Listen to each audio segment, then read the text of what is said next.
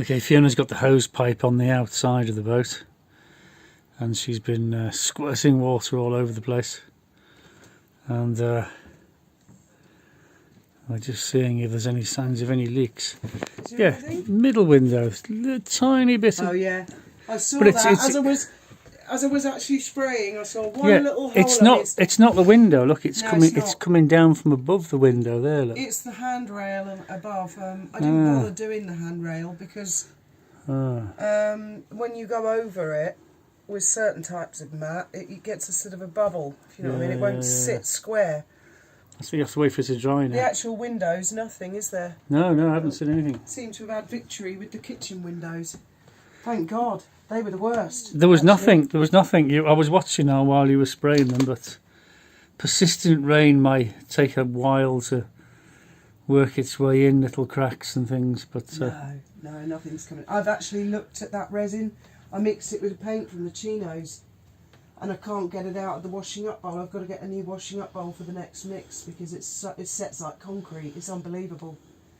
It's brilliant that worked really well because it had a really weird reaction of the Chinese paint. It kind of went like porridge. Yeah. And I thought, oh God, it's going to explode or something because a lot of the stuff we're working with can actually explode. I thought it's going to start bubbling and smoking, and I mean, there's nothing you can do. You can douse it with water. It just is a chemical reaction. It'll just keep it can exploding. burn on the bottom of the sea, darling. Yeah, it can. So, but luckily, it just sort of went like a weird porridge. I thought, oh, that's a bit odd, and it went a funny colour. But it seems to have fused like bloody concrete, and also I'm not sure I'll be able to get it off the glass. You know, the mess. I had to go with it earlier. It's really fused with the glass. Well, we've got torrential deluge coming tomorrow. We have, yeah. I'll do those two bits. So, right, they're just above the... Yeah, I know which bits they are. Yeah, it was just a bit dribbling down from the top. Yeah. It was here somewhere, and it dribbled down onto the window. Around the window, doesn't it? And then it'll work its way. Yeah. Look, you can see a bit there. There's a bit there coming down. But you can see where it's come down there. There's two places. Look. Three. Here. Oh yeah, there's a bit there as well. So it's the wood at the top outside that you need to plug up. Okay, well the clocks went back last night, so sunset time tonight in Gibraltar is 6:30. So there we go. It's gone anyway, and we'll soon be heading off to the restaurant.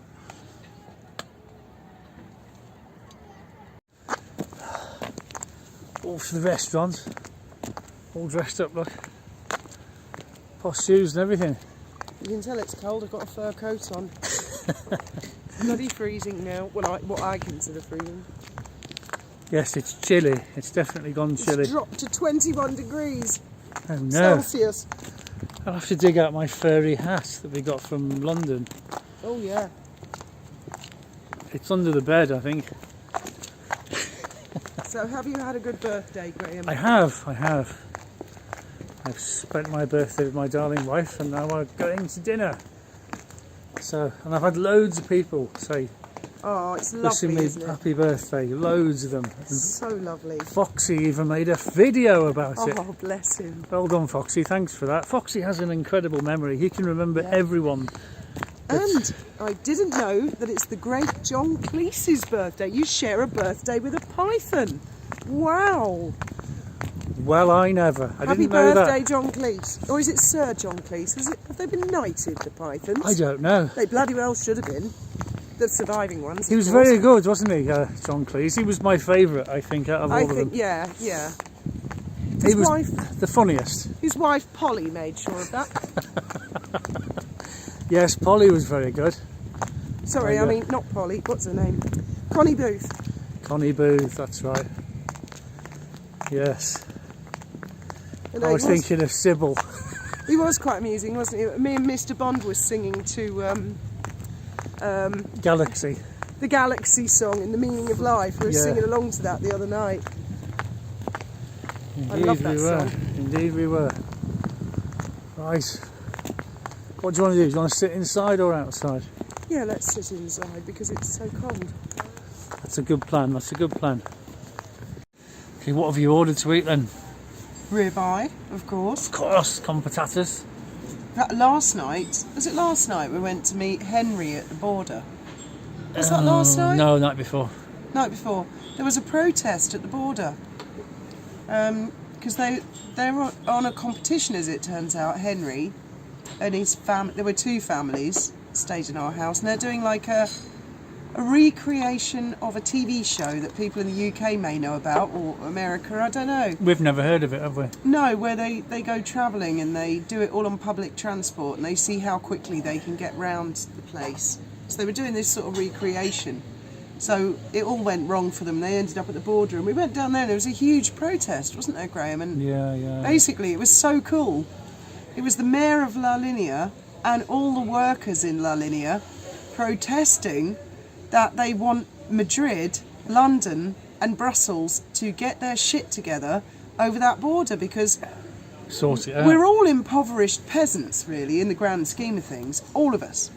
And we're the only ones that border hurts. These people just want to go to work, earn a crust to feed their families and come home. Without someone sticking a gun in their face, without some politician making their lives worse. I think the mayor of this town is wonderful. I think Fabian Picardo is wonderful. And I think a lot of the politicians in London and Madrid are wonderful. But unfortunately there are still a few dinosaurs that, for some reason, they want to make that border awful. And everyone would be so prosperous. But it was just so cool to see all the workers, and they were protesting at night, and all the police were there. They know full well that if that border disappears, everyone's going to get on really well. Everyone's going to make a lot of money, and they're going to prosper. And the whole area will just sort of blend and blur, but it won't affect the sovereignty of the United Kingdom on the rock, and it won't affect the sovereignty, of course, of Spain. It's just, it's all to do with pride, isn't it? Yeah. That's it. Just push that out the way. YouTube amigo. Hola, on YouTube. See. Why don't you come and sit with me, Graham? I want to sit opposite. I want to sit opposite. I don't like. You don't like having your back to the. I don't like sitting having my back to people who are walking past now. Oh, you're so paranoid, man. I like to have my back to the wall. There's no one there. It doesn't matter. I don't like it, and I don't want to do it. I mean, as it is, I've got my back to the glass. You know, people could sneak up behind me, but I like to pretty much, being a scouser, you know, I like to have my back to the wall and to be able to observe and look around. Not that I'm expecting any trouble. It's just that I think sitting there with your back to everything is not a good plan. You've just reminded me of a story. Go on. But I'll only tell it if the two of us are in shot. Alright, I'll turn it round for that shot. Here we are, we're sitting outside. It's quite. I'm glad I brought my new coat. It's very chilly. I've taken my fur coat off now. It's not that.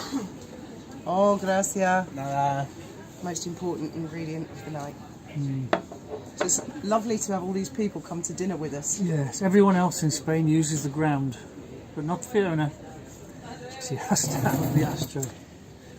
Even when I was in Madrid 5, everybody put their cigarettes out on the ground, and at the end of each day, we all had a square to sweep and clean. And I just couldn't. I couldn't do it.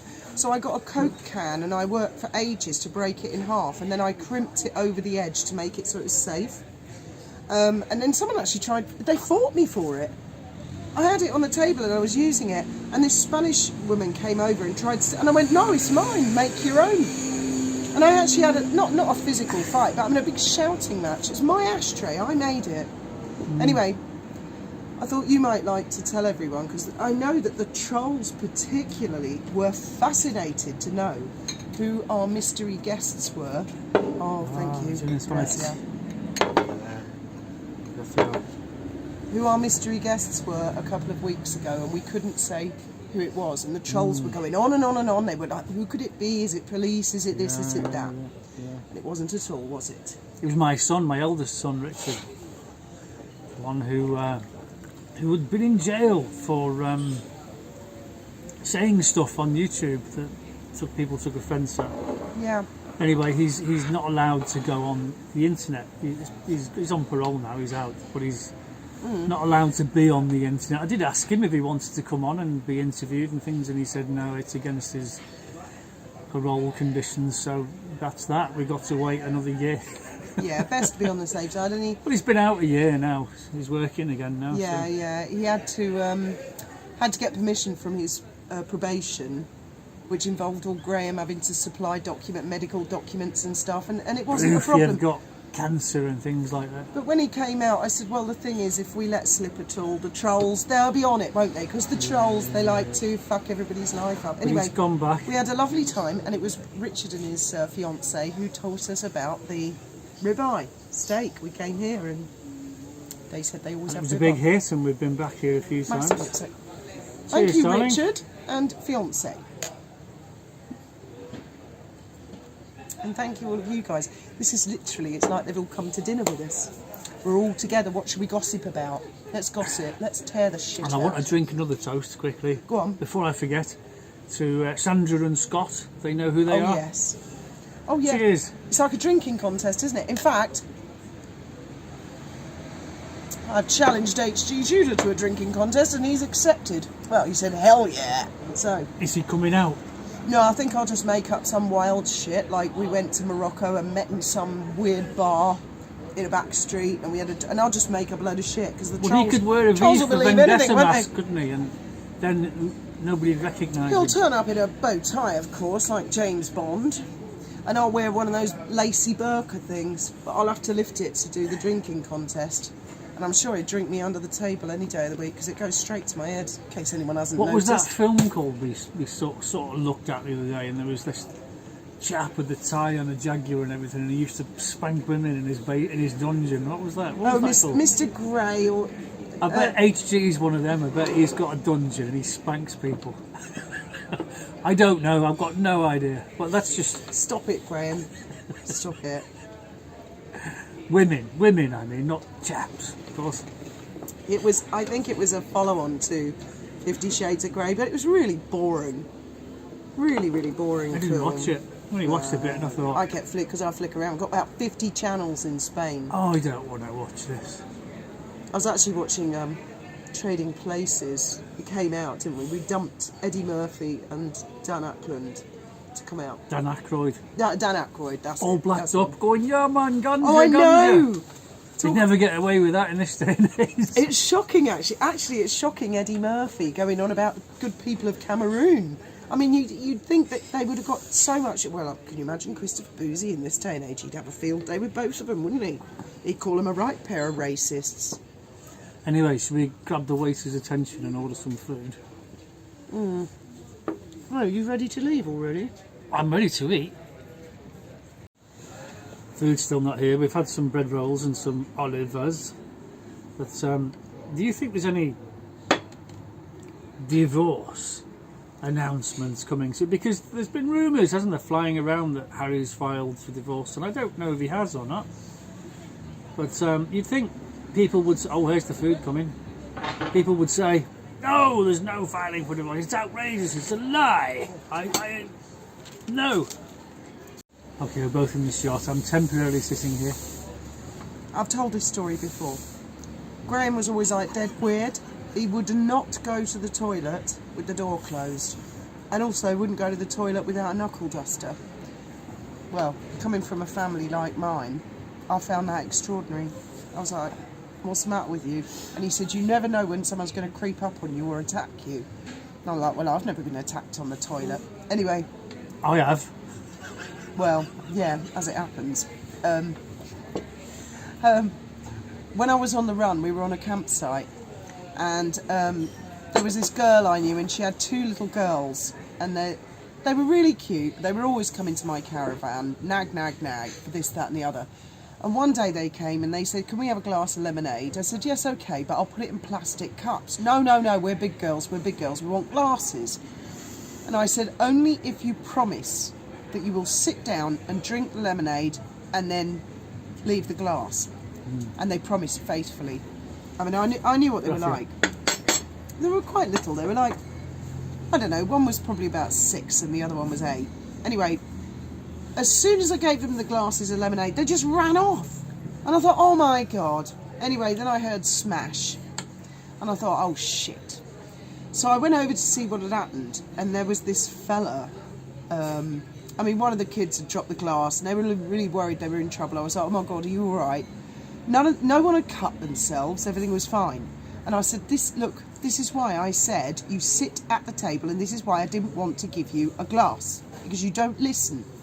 Their mother was one of these, let them do what they like. Anyway, this fella, he was picking up the glass and he went, you could have cut the children. You could have killed the children. Oh, he was crazy, and he had crazy... I'm not saying people with blue eyes are crazy, but this guy, his eyes were so blue, I could see he was on drugs. There was nothing but blue. And he was really aggressive. Oh my God, he was called Gary. I will use his real name. Anyway, Graham came home from work and I said, there's a lunatic on the campsite. He's called Gary. And he's like dead weird, and he really had a go at me about these glasses today and these kids. And Graham went, oh, those little girls, oh. He said, I can well imagine, you shouldn't have given them glasses. I'm like, oh no, I shouldn't have given them fucking glasses. They were on at me for like 30 minutes before I went, all right, for fuck's sake. They're always saying to me, can we hold the baby? Because Faith was a baby. Can we hold the baby? Can we hold the baby? And I was like, no way, you are not holding the baby. You two, get lost. Anyway, Graham said, I'm sure you're exaggerating. And one morning, about a week later, before he went to work, he said, I'm going to the toilet. He went to the toilet block and he took his knuckle duster with him. As you do. Well, I don't. And I thought, okay, well, I just can't see the need of taking a knuckle duster to the toilet. Well, about 10 minutes later, I heard all this screaming and banging and thumping. You could almost see the toilet block walls swinging and the roof coming off.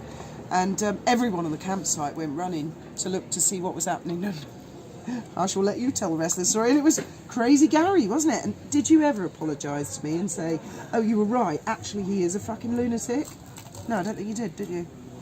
No. Well, it all came to nothing, really.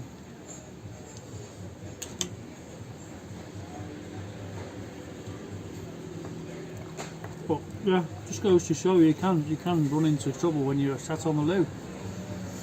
So what happened? Well, he just booted the door in, and there I was. And then he got his fingers trapped in the door because I had my foot against the door. So his hand got trapped in the door. And I thought, well, you could have knocked. A gentleman would have knocked and said, excuse me, is there anybody in there? But no, he had to burst in, and he got his finger, because there was no lock on the door that functioned, and I had my foot against the door, and the door was made of really cheap plywood that really bent really easy, and anyway, he got his fingers caught in the door, so he started swearing, cursing and kicking off, so I had to fill him in, and that was That's not quite what happened, is it? well, he went in the next cubicle. You didn't know who it was? No. He went in the next cubicle, so I finished my business and then booted his door in and weighed him in while he was... But when he turned round, did you not think at least? I thought, oh shit, it's him. Big stocky guy with a bald head. It was huge. But I was committed by that stage, so I had to keep on hitting him. Oh my God. Graham was pinned up against the corner of the toilet wall. Yeah. Right up, like 8 foot. This guy's got hold of him round the waist and has lifted him up the wall, and Graham's like bonging him on the head with a knuckle duster. He was swinging his arms like a windmill, and I just kept blocking him and bopping him with the knuckle duster. And in the end, he just put his head down and charged me like a bull into the wall. And that's the point where everyone came in and defused the situation. Well, I think his wife defused it quite well, yeah, actually. She did. Everyone else, all the men on the campsite were like, oh my God, it's this lunatic Gary again. Anyway, when you came out all out of breath, you said, see, I told you I needed knuckle duster to go for a shit. And I said, well, if you'd listened to me... Just go for a shit when Gary's not around, yeah? Or just be aware there's a lunatic around, you know? Anyway, we made friends with Gary later. Well, we didn't make friends with him, we just also made peace with him and never spoke to him again, really. I'm really glad I didn't that was that. crack that joke, actually. Yeah. Anyway, so that reminded me of that.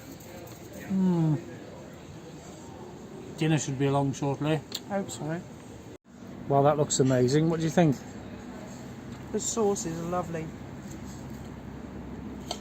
Excellent. Well, that was amazing. I really enjoyed that. I couldn't finish it. So I've got such a smaller appetite now. You've been eating apples and crisps all week. And peanuts. So yeah, divorce. Oh, yes. I don't think there's going to be a divorce announcement until January, February. I reckon old Hauser will be pictured, I don't know, on the sandy beaches of South Africa, or he'll be in Althorpe with his Uncle Charles, while the royal family are in Sandringham. And then they won't actually let anyone know, like no one fucking knows anyway, until January, February, when they'll finally... It's not like he's important, is it? He's never going to be king. Yeah, but he's in line, so he's sort of important, isn't he? There are millions of people in line. There are. No, he's not important at all. No one cares. His ship has sailed. He always knew himself it was a small window, and he blew what little bit of gold dust he had, because he... How can I put this politely? Gentlemen out there might understand. I think he was in lust rather than in love. Perhaps Meghan had the Cincinnati grip, or something else. That appealed to him tremendously. And he thought, this one's too good to let go. I don't know. I don't know. Thinking with his balls instead of his head. It's easily done though if you're a chap, I suppose. When you're young. Young? Oh, come on. The man was middle-aged when he got married. Was he? It's because he's a bloody moron. That's why you think he's young. Because he uses crayons still, and he's like a... Oh, he's like a vegetable, really, isn't he? That's why everybody thinks he's young. That's why they think he's funny. Because he's an idiot. I still reckon he looked at Meghan and thought, she's got long dark hair. I'm in love with Catherine. Yeah. William made a good choice. She looks like Catherine. I'll marry her. And then he found out she was good at, I don't know, speaking. So Speaking you events. think they are going to get divorced then? Oh, God, yeah. It'll be a very messy, very public divorce, I think. I'm right there with Jermaine Greer. I can't see it being a private one, all dealt with behind the scenes. I can see it being private. I can see the royal... That's probably one of the conditions. We'll bail you out yet again, Harry. Harry fucked up again. We'll bail you out, but she'll make a lot of noise. You must go quietly. She'll make a lot of false noise. She'll make all sorts of noises, you'll see. Well, she'll keep quiet until the money runs out, and then she'll get noisy again. No, she'll get noisy from Doc. She's full of arrogance. I was thinking that, actually. You know, you were saying about that guy, is it Liam Payne, who fell to his death, tragically? From the balcony in Buenos Aires, wasn't it? I didn't know who he was, but then I heard he was a member of One Direction. I've heard of that. It's a boy band, isn't it? Tragic. And then they're saying that maybe he was refused entry to the United States because of drug use. Well, if that's true, why is that and Harry is let off the hook? Why is it that Melania Trump's mother's visa application has been made public, but Harry's not? I mean, Melania Trump, correct me if I'm wrong, wasn't she the First Lady of America? Isn't that like a democratically elected... like or love President Trump? That's his wife. That's been released. Why not a foreign prince of the realm who... Hang on a minute. Wasn't there someone called George III once upon a time, and America fought viciously for their, and quite rightly too, for their independence? And one of his ancestors is... you're not allowed to know. Well, they would have released... I think the court said he can't release his visa application. Was it filled in crayon? No one can read it. There's something to hide on there. There was nothing to hide, they would have just released it and said, no, there you go. I'm sure you're being scurrilous, Graham. I'm sure there's nothing to it at all. I'm sure Prince Harry made it all up in his book Spare, and he's never so much as toked a cigarette. I think it's full of bullshit, his book Spare. I don't even think he killed any Taliban, he only did that. But when he put that in to get security, extra security from the Crown. Of course he killed the Taliban on Call of Duty. Maybe on Call of Duty, Black Ops on PlayStation. I hear he did many thousands of hours on that. Would have put him in good stead for his helicopter jaunts, wouldn't it? I have heard comments, why I hate cocaine so much, and he's admitted in his book to having indulged in it. Well, I think you and I both can say quite safely that we've been victims of cocaine addicts. A particular cocaine addict who many years ago was supposed to be looking after our boat. A negligent cocaine addict.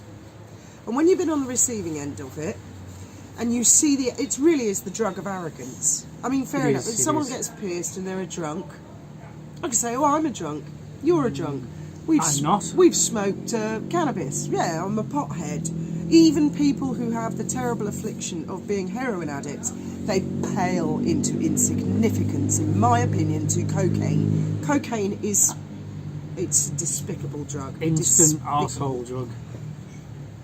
And I see, Anyway. see Harry being very arrogant. I can well believe it. But I'm sure we're just smearing the guy's reputation. I don't know. You can only surmise, can't I? Right, I'm going to get the bill and we're going to go. Tell you what, it's gone chilly, darling. It's gone jolly chilly. Very cold. To zip my coat right up on the way home. In fact, I might use my hood.